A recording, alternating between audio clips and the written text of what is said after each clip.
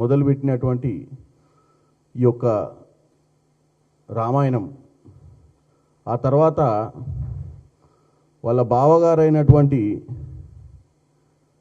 హరీష్ రావు గారు కూడా అదే లైన్ ఎత్తుకుండు. తర్వాత మా వాళ్ళు కూడా దాన్ని క్లారిటీ ఇవ్వడానికి ప్రయత్నం చేసిర్రు, మా మంత్రులు, తర్వాత మా అధికార ప్రతినిధులు కూడా.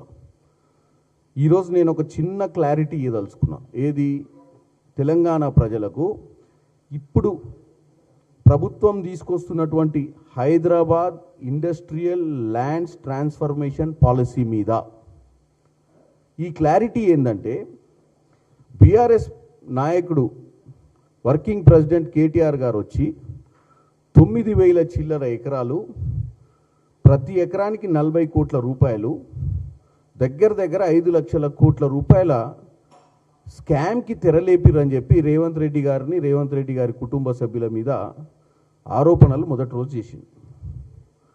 దాని తర్వాత హరీష్ రావు గారు కూడా వచ్చి దాన్ని బలపరిచే ప్రయత్నం చేశారు. నేను ఒకటే చెప్పదలుచుకున్నా, ఈరోజు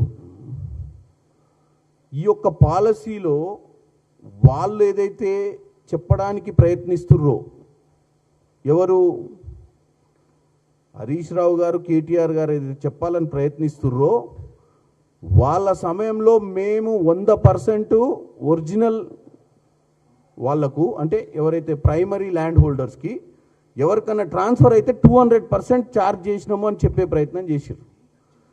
నేను ఒక్కటే చెప్తున్నా, మీరు ఇచ్చిన పాలసీకి కాంగ్రెస్ పార్టీ ఇప్పుడు అధికారంలో ఇచ్చిన పాలసీకి డిఫరెన్స్ ఏందో.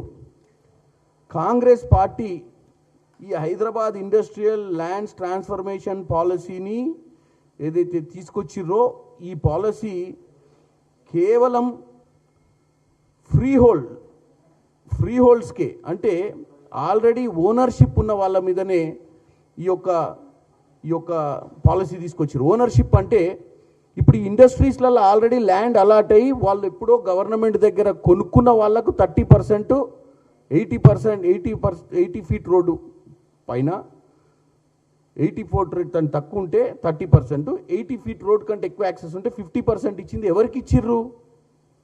కాంగ్రెస్ పార్టీ ఎవరైతే ఇండస్ట్రియల్ ల్యాండ్స్ గతంలో కొనుక్కున్న వారి కోసం ఇచ్చారు.